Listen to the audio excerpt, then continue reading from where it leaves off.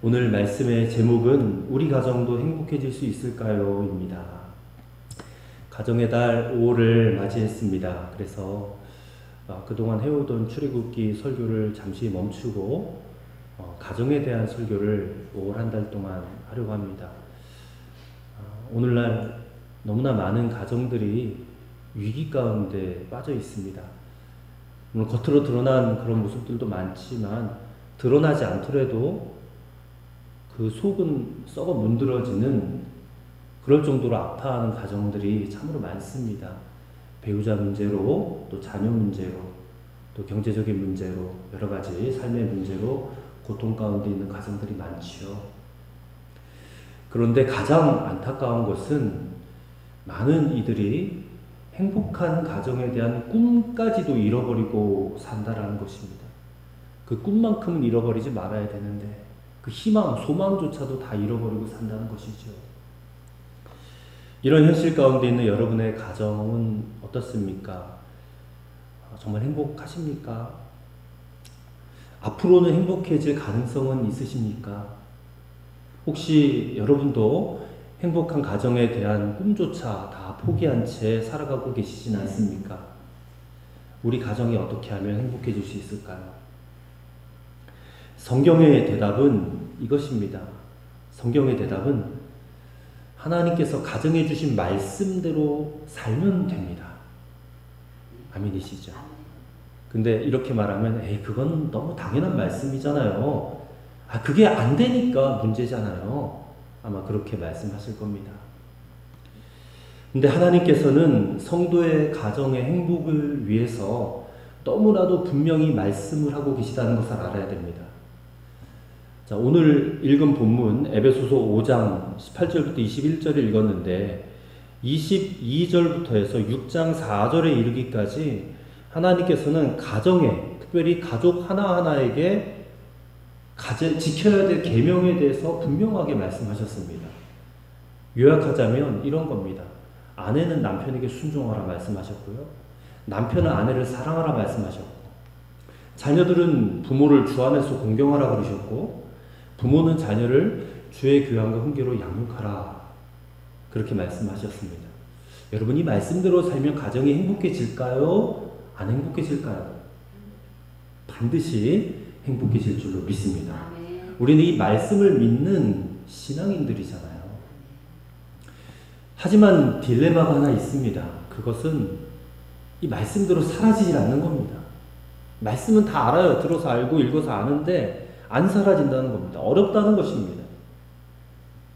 그래서 하나님께서는 가정에게 이 모든 말씀을 주시기 전에 먼저 있어야 할 것을 말씀을 하셨습니다. 그것이 바로 오늘 읽은 본문의 말씀이에요. 성령으로 충만함을 받으라는 것입니다. 여러분, 우리는 이 말씀을 반드시 주목해야 합니다. 18절의 말씀에 오직 성령으로 충만함을 받으라. 이것이 여러분 가정 행복의 비결이고 해답입니다. 그 이유가 무엇이겠습니까? 우리가 어떻게 해야 한다는 것은 안다고 해서 다 그대로 사라지는 것은 아니기 때문에 그래요. 성령의 충만함을 받지 못하면 내가 아무리 말씀을 많이 알고 많이 듣고 그래도 사라지질 않는 것입니다. 그러나 여러분, 아무리 힘들고 살기 어려워도 성령 충만함을 받기만 하면 이 말씀대로 사라지게 되어 있다라는 것입니다. 그렇기 때문에 성령 충만이 없으면 내가 아무리 성도라 할지라도 삶에, 특별히 가정의 삶에 대해서 실패할 수밖에 없다라는 것입니다. 그리고 말씀대로 살지 못하니까 하나님께서 복을 주실 수도 없어요.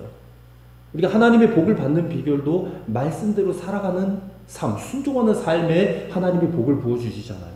근데 순종하지 못하니까 복을 받을 수도 없는 겁니다. 그렇기 때문에 오늘 예수님을 믿는 성도라면 반드시 성령으로 충만함을 받아야 된다는 것입니다. 이 성령으로 충만함을 받지 못하는 성도들이 있어요. 물어보면 왜 당신은 성령 충만을 받지 못하십니까? 물어보면 하나님이 안 주셔서 못 받았어요. 그렇게 말하는 분들이 계세요. 그래서 모든 것을 하나님 탓으로 돌리는 겁니다. 근데 여러분, 아니에요. 성령의 충만함은 하나님 탓이 아니라 우리 하기 나름입니다. 나 하기 나름이에요. 하나님은 모든 성도들에게, 모든 백성들에게 성령 충만을 주시기를 너무나도 간절히 원하고 계시다라는 겁니다. 그런데 하나님은 주기를 원하시는데 왜 성령의 충만을 받지 못하는 성도들이 있을까? 자, 오늘 본문은 성령 충만을 술 취하는 것과 비교를 했는데 그 말씀 이유를 잘 아셔야 됩니다. 자, 술은 사람을 취하게 만듭니다.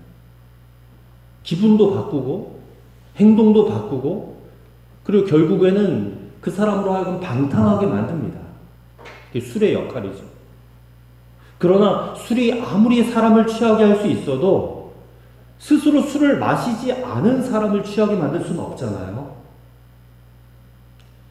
내가 술을 마시지 않으면 24시간 술창고에 들어가서 살아도 절대로 술 취하지 않습니다. 술을 스스로 자기가 마셔야지 술을 취하는 거죠. 그렇다면 성령 충만은 어떻습니까? 마찬가지입니다. 성령님은 예수 믿는 우리에게 이미 오셨습니다. 성령님은 우리가 삶을 살아도 행복한 삶을 살 수 있도록 우리를 변화시킬 수 있는 능력이 있는 분이십니다. 그런데 우리가 스스로 우리 안에 오신 성령님을 환영하고 받아들이고 영접하고 그리고 성령님의 말씀에 우리가 스스로 순종해야지 그렇게 하실 수가 있는 겁니다. 성령님이 내 안에 오셔도 내가 무시해버리고 환영하지도 않고 순종하지 않으면 성령님은 절대 나를 변화시킬 수가 없는 겁니다. 우리가 대부분 다 문제가 그거예요. 성령님이 내 안에 오셨지만 우리는 그냥 손님 취급해요. 무시해버린단 말입니다. 그러면 아무리 은혜가 충만한 교회에 있다 할지라도 아무리 성령 충만한 성도들과 함께 신앙생활을 한다 할지라도 성령님은 절대 나를 변화시킬 수가 없는 것입니다. 자, 가정의 달 5월에 오늘 우리 가정의 모습을 한번 돌아보실 수 있기를 바랍니다. 우리 가정의 현재가 어떤 모습인가? 그리고 우리 가정의 미래는 어때야 될 것인가에 대해서 우리는 반드시 생각해야 될 줄로 믿습니다. 그것은 우리 가정도 행복한 가정 될 수 있다라는 믿음입니다. 아멘. 믿으시기를 바랍니다. 아멘. 하나님 말씀대로 살면 됩니다. 아멘. 그래서 우리 모두가 성령 충만을 받고 하나님 말씀대로 살아냄으로 인해 행복한 가정이 이루어지는 것을 우리가 경험해야 될 줄로 믿습니다. 아멘. 그렇게 하기 위해서 어떻게 해야 될 건지 오늘 말씀을 통해서 세 가지로 함께 살펴보고자 합니다. 첫째로는 찬송하라고 하십니다. 찬송하라. 자, 19절 말씀을 우리 같이 한번 읽어보도록 하겠습니다. 19절입니다. 시와 찬미와 신령한 노래들로 서로 화답하며 너희의 마음으로 주께 노래하며 찬송하며. 성령 충만을 받으면 우리의 삶이 찬송하는 삶이 될 뿐만 아니라 성령 충만을 받기 위해서도 우리는 찬송해야 된다는 것입니다. 하나님께서 우리에게 주신 찬송은 믿음이 있는 자에게만 나오는 것입니다. 때문에 어떤 시련, 고난 중에서도 어떤 환난 중에서도 하나님을 믿는 믿음이 분명하셔야 됩니다. 내가 찬송한다라는 것은 바로 하나님을 믿고 있다라는 말이기 때문에 그래요. 하나님을 찬송하기 시작하면 내 마음의 무거운 짐들이 벗겨집니다. 찬송은 하나님, 내가 하나님을 믿습니다 라는 표현이에요. 시편 기자는 고난이 다가올 때마다, 역경이 다가올 때마다 시편 기자는 언제나 하나님을 찬송했습니다. 시편 146편 1절과 2절 말씀에 할렐루야 내 영혼아 여호와를 찬양하라 나의 생전의 여호와를 찬양하며 나의 평생에 내 하나님을 찬송하리로다. 고난의 순간에 상황에 어렵고 힘든 그 상황 가운데 내 영혼아 찬송할지어다 하고 찬송을 주문한 거예요. 내 영혼에다 선포하는 것입니다. 시편 147편 1절 말씀에도 할렐루야 우리 하나님을 찬양하는 일이 선하며 찬송하는 일이 아름답고 마땅하도다. 자기 영혼에다 선포하는 거예요. 148편 1절에도 할렐루야 하늘에서 여호와를 찬양하며 높은 데서 그를 찬양할지어다. 정말 아멘입니다. 아멘이에요. 우리 성도에게 있어서 승리는 찬송에 있습니다. 찬송하는 자에게 승리가 있는 것입니다. 여러분, 찬송하는 그 자체가요, 승리입니다. 아무리 큰 고난이 있다 할지라도 내가 이 찬송만큼만 잃어버리지 않으리라 하면 이미 승리한 것입니다. 그리고 성령님은 우리의 찬송 가운데 임하시는 영이십니다. 반면에 찬송을 잃어버렸을 때, 찬송이 내 입에서 도저히 나오지 않을 때, 그때가 가장 위험한 때입니다. 가장 큰 위기는 찬송이 사라졌을 때예요.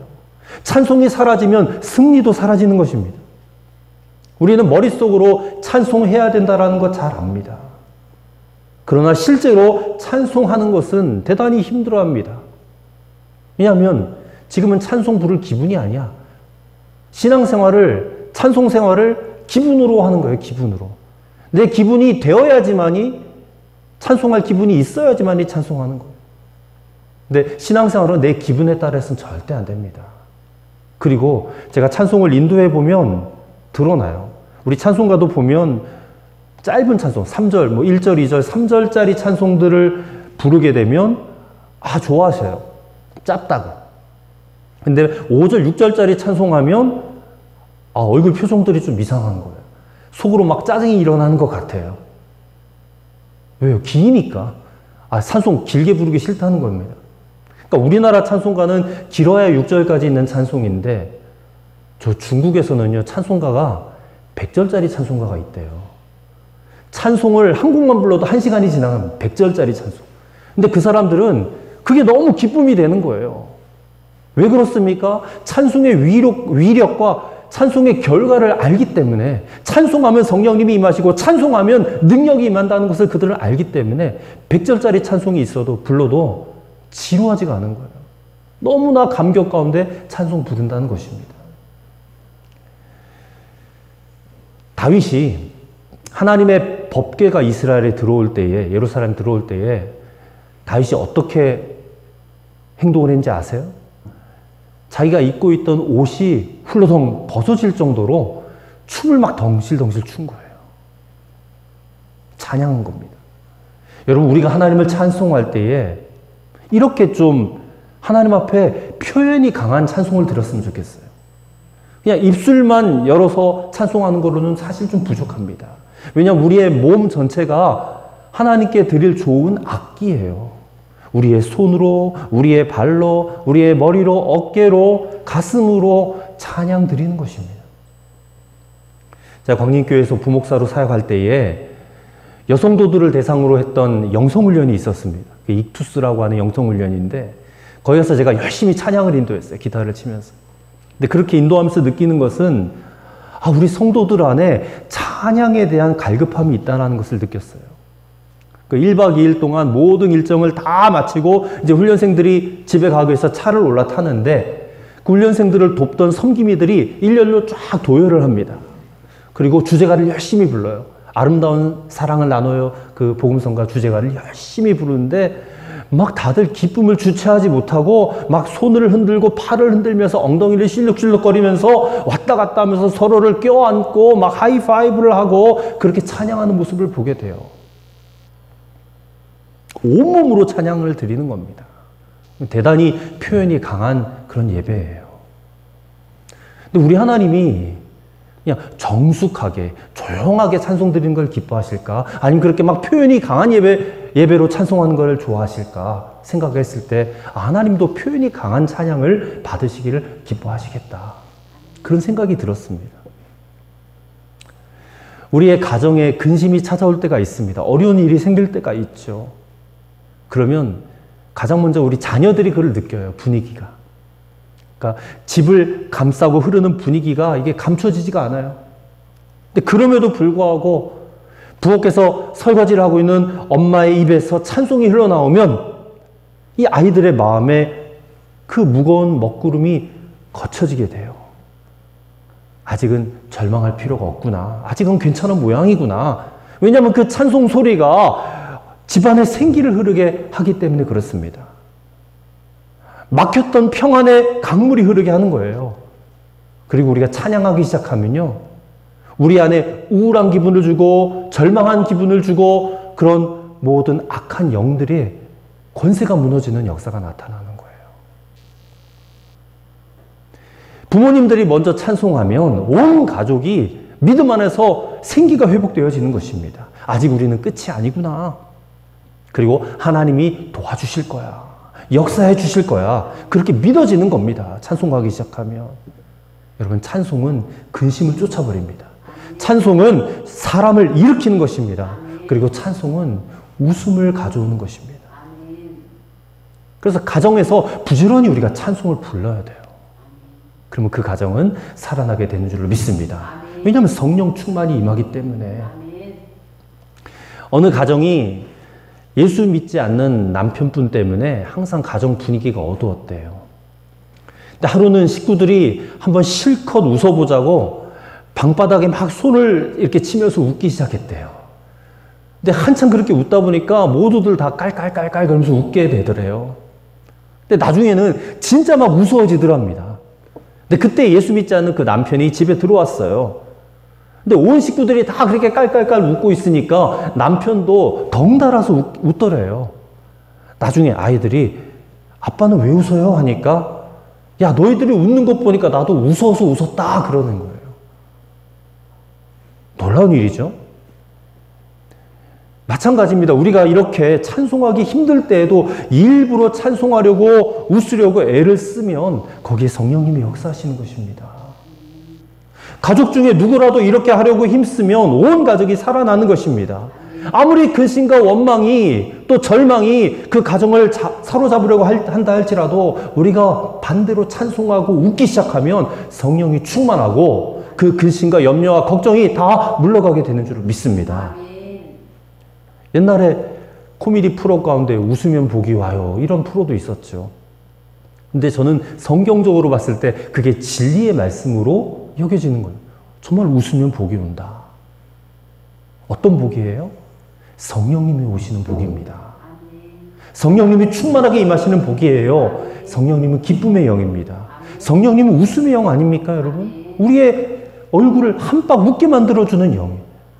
성령님이 우리를 울게 합니까? 침울하게 만들까요? 저는 그렇게 생각하지 않습니다.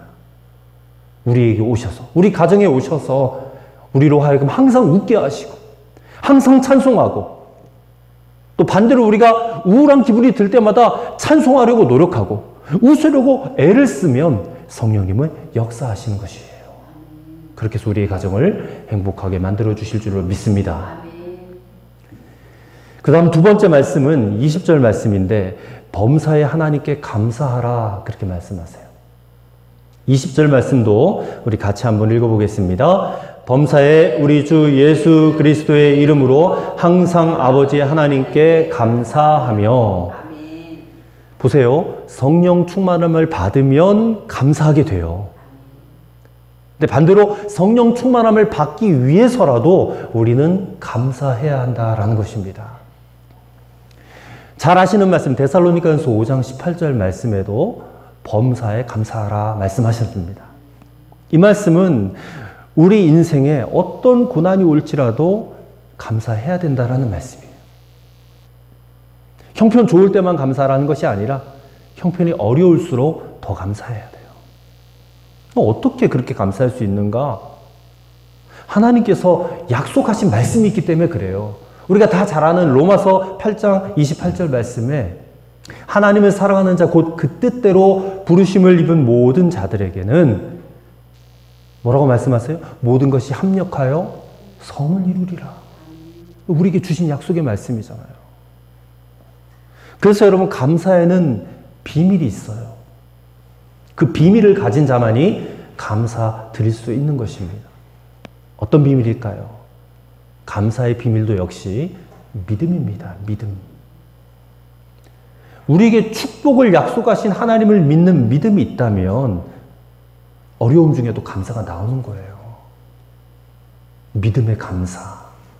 그러나 이 믿음이 없는 사람은 범사에 감사하라, 고난 중에 감사하라 이런 말들이 공허해지는 거예요. 그리고 짜증나는 말씀이 되는 겁니다. 이런 사람들은 고난당할 때, 어려운 일을 만날 때 절대로 하나님의 복받을 행동을 하지 못해요. 그 세상 사람들처럼 똑같이 한단 말입니다. 똑같이 화내고, 똑같이 짜증 부리고, 똑같이 싸우고, 똑같이 원망해요. 그러니 하나님의 복을 받을 수가 없는 거예요. 약속하신 복을. 그게 계속 악순환이 되는 겁니다. 여건이 좋으면 감사할 수 있고, 여건이 어려우면 감사할 수 없다. 그는 마귀의 말입니다. 사탄의 말입니다. 믿음이 있으면 감사할 수 있습니다. 어떤 형편, 어떤 상황 속에서도 우리에게 믿음만 있다면 감사할 수 있는 것이고, 믿음이 없으면 할 수 없는 겁니다. 우리의 생각을 바꾸셔야 돼요. 여러분, 예수 그리스도를 믿으면 천국 가실 것을 확신하십니까? 아멘이죠. 이 구원의 확신입니다. 믿음이 있으면 감사할 수 있고, 또 반드시 감사하며 살아가야 되는 것입니다. 어떤 목사님이 병원에 입원해서 검사를 받았대요. 내 의사가 차트를 넘기면서 하는 말이, 죄송하지만 최악의 경우를 대비하셔야 되겠습니다 하더래요. 근데 되게 병원에 가면 의사들이 최악의 경우를 얘기하잖아요. 근데 이 목사님이 그 의사의 말을 듣고서는, 최악의 경우라니요. 나는 언제나 최선의 경우만을 생각합니다. 나는 기독교인이거든요. 하나님은 모든 것을 합력하여 선을 이루어 주신다라고 분명히 나에게 약속하셨어요. 그러니 나에게는 최악의 경우는 없습니다. 언제나 최선만 있을 뿐입니다. 그렇게 말했더니 의사가 그냥 깜짝 놀라가지고 차트를 떨어뜨리대요. 너무나 놀라운 믿음의 말이죠. 세상 사람들은 그렇게 말하는 우리들을, 기독교인들을 이해하지 못합니다. 하지만 정말 말씀대로 믿고 말씀대로 사는 성도들, 그 성도들의 삶을 통하여 세상은 변화되어지게 되어 있습니다. 누가 보더라도 최악의 경우지만 우리 믿음의 사람들은 그때도 최선의 경우를 기대해야 된다는 것입니다. 여러분, 이것이 믿음입니다. 이 믿음이 있으니까 우리는 감사할 수 있는 거예요. 바울은 고린도전서 15장 10절 말씀에서 나의 나된 것은 다 하나님의 은혜로다 그랬어요. 하나님의 은혜로다라는 말은 하나님께 감사한다라는 말이에요. 바울이 나의 나된 것, 그게 어떤 것인지 아세요? 나의 나된 것이 어떤 것이냐? 이방인에게 복음을 전해야 하는 삶을 살면서 수많은 고난을 겪는 것이 나의 나된 거예요. 그러면서 핍박도 받고 매로 얻어맞기도 하고 감옥에 갇히기도 하는 게 나의 나된 거예요. 근데 그게 하나님의 은혜라는 겁니다. 그게 하나님께 감사하는 일이라는 거예요. 세상 사람들은 도저히 이해할 수 없는 거죠. 이게 어떻게 감사할 제목이냐? 이게 어떻게 하나님의 은혜냐? 매 맞고 감옥에 갇히는 게. 그는 내가 모든 사도들보다 더 많이 수고하였다라고 고백했어요. 말할 수 없는 고난을 받았고 더 많은 수고를 한 것이 이게 자신에게 감사의 제목이 된다니 말이 안 되잖아요. 근데 이것이 예수 믿는 우리들에게는 말이 되는 겁니다. 하나님의 은혜, 하나님의 사랑, 그리고 결국에 우리가 들어가야 될 저 천국에 대한 소망. 여러분, 하나님의 나라에 대한 소망만 있으면 이건 다 말이 되는 겁니다. 바울과 실라가 빌립보에서 복음을 전하다가 잡혔어요. 그래서 감옥에 갇혔습니다. 간수들이 그냥 그들의 옷을 벗기고 막 매질을 했어요. 매를 때렸어요. 그리고 쇠고랑에 채워서 감옥 깊숙한 곳에다가 가둬버렸습니다. 그들은 매 맞고 그러니까 너무나 괴로웠겠죠. 아팠을 것입니다. 하지만 자신을 위해서 십자가를 지신 주님 생각하다 보니까 내가 주님을 위해서 고난받을 수 있는 자가 되었다는 것이 그렇게 감사해지는 거예요. 그래서 그들은 그 깊은 옥중에서 하나님을 찬송하기 시작했습니다. 그랬더니 어떤 일이 일어났어요? 갑자기 지진이 일어나가지고 옥토가 막 흔들렸어요. 그들의 발에 메인 그 착고가 다 풀어졌습니다. 감옥문이 열렸어요.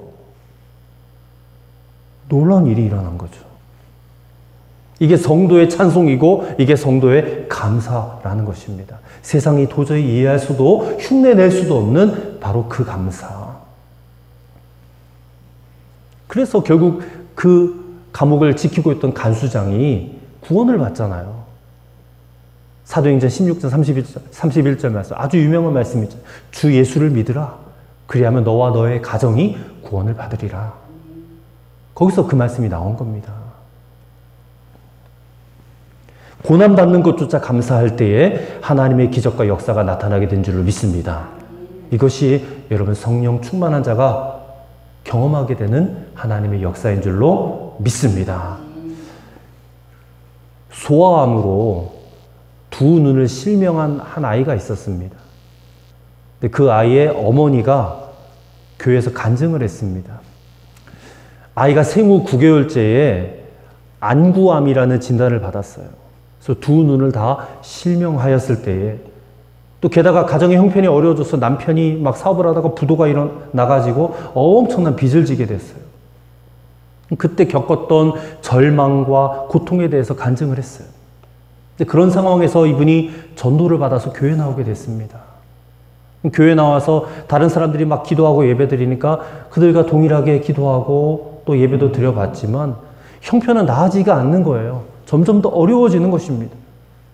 그래서 내가 지금 뭐하나, 교회 나와도 아무런 소용도 없네, 하나님을 믿어도 뭐 아무런 변화도 없고 하나님에 대해서 원망하는 마음이 들어왔다는 거예요.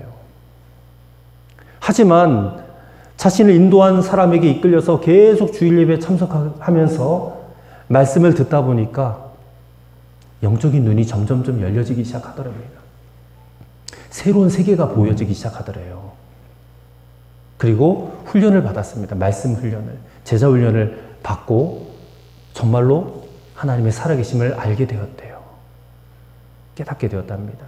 그래서 회개하고 그리고 성령 충만의 감격을 경험하시게 되었대요. 그러고 나니까 내가 지금 이렇게 어려운 형편에도 불구하고 살아있다라는 것 그 자체만으로도 너무 감사가 되더라는 거예요. 전에는 여전히 고통뿐이다라고 생각되던 그런 일들이었는데 그것이 이게 영적으로 깨어지다 보니까 감사한 것들이 깨달아지게 되더라는 거예요. 그래서 그분이 이렇게 고백했습니다. 지금 저는 세상적으로 볼 때는 가진 것이 하나도 없이 보일 수 있습니다. 눈에 보이는 것은 앞을 보지 못하는 아들, 그리고 수많은 빚밖에 없습니다. 하지만 저의 삶은 행복 그 자체입니다. 내게는 내 인생의 주인이신 하나님 아버지와 또 사랑하는 가족들이 있습니다. 그들은 분명히 주님께서 나를 사랑하셔서 내게 주신 특별한 선물이라고 믿습니다. 그래서 더욱더 감사하며 사랑하지 않을 수가 없습니다. 지금은 시어머니께서도 불교 신앙을 청산하였습니다. 아직 교회는 나오지 않으셨지만 한 집안에 두 종교를 가질 수 없다면서 대대로 내려온 불교 신앙을 어머니 대에서 접겠다고 하셨습니다. 이 모두가 주님의 은혜가 아니겠습니까? 그렇게 간증했어요. 여러분, 무엇이 이 여인과 또 이 여인의 가정을 지켜낼 수 있었을까요? 믿음을 통한 감사였습니다. 감사. 그것이 그 가정을 지켜낸 겁니다. 감사하면 성령 충만 받게 될 줄을 믿습니다.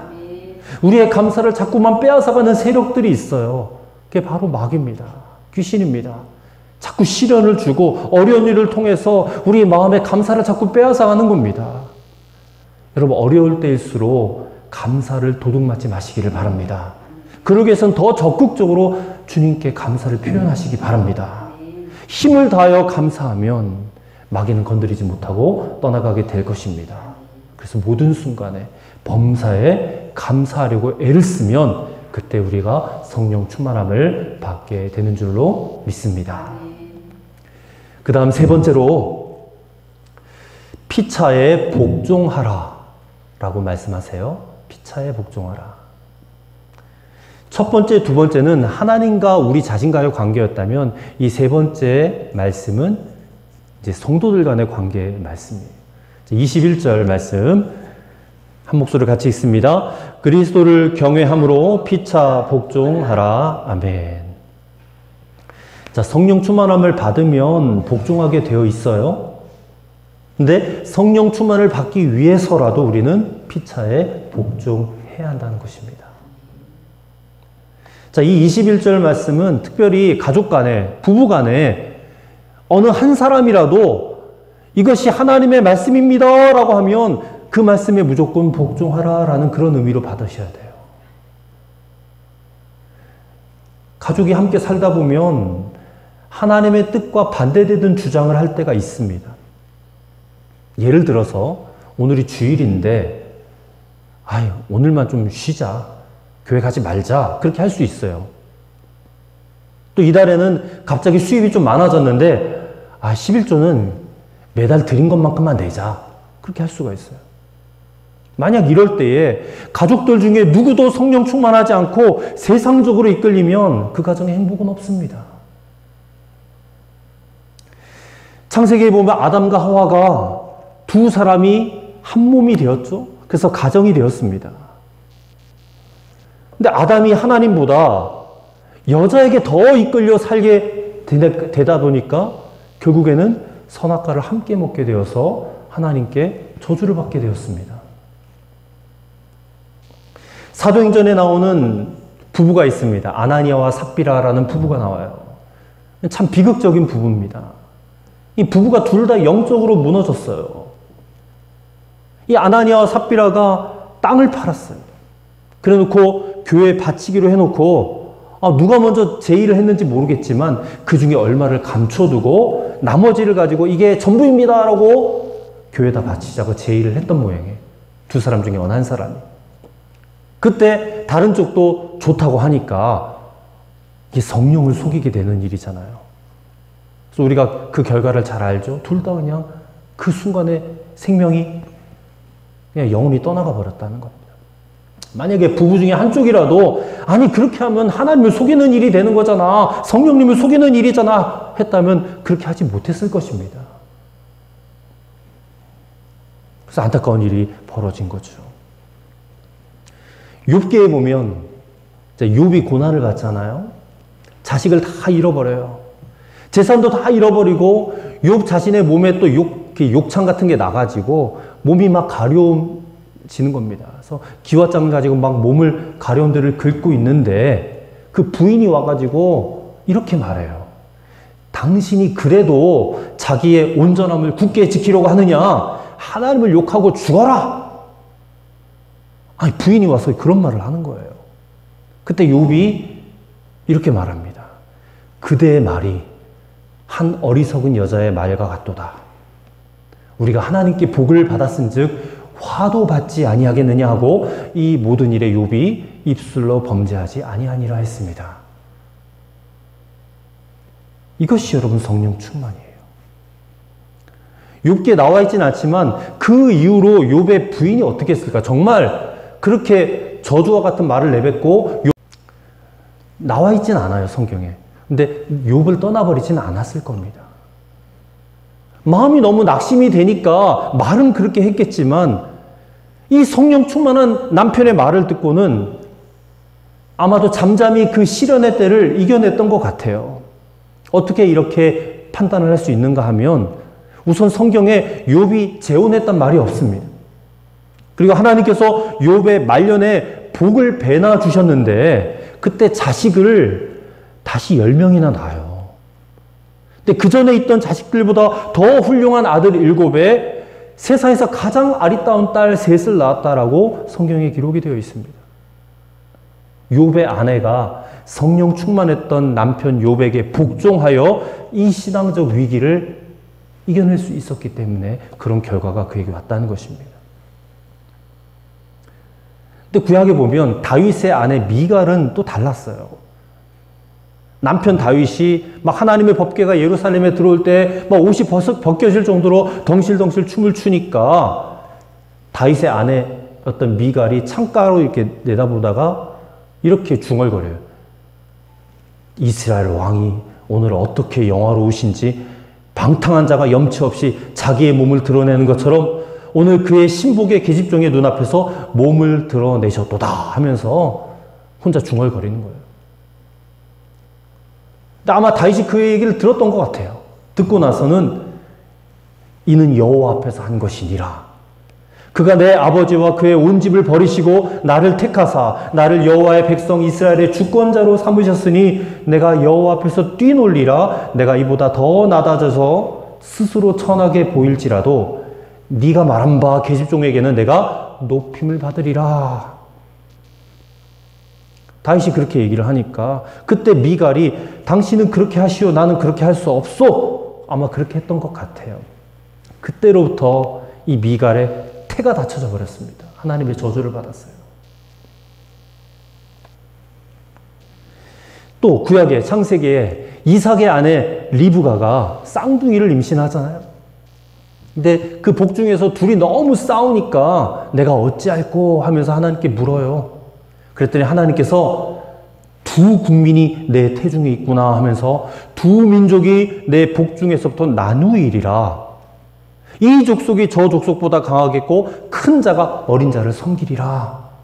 리브가가 그 하나님의 말씀을 듣고 명심을 해요. 그리고 그 이야기를 이삭도 알았을 것입니다. 근데 이삭이 나이가 드니까 그만 마음이 달라졌어요. 사냥꾼인 큰아들 에서가 그냥 너무 좋아 보이는 겁니다. 큰아들에게 모든 재산과 신앙의 유업을 다 물려주고 싶었던 거예요. 그래서 이것을 눈치챈 리브가가 어떻게 합니까? 우리 다 잘 알잖아요. 야곱에게 에서의 옷을 입히고 그리고 털을 막 붙인 다음에 그 축복을 받아내잖아요. 이삭이 나중에서야 자기 아내가 나를 속이고 야곱에게 축복하게 하였구나 깨달았어요.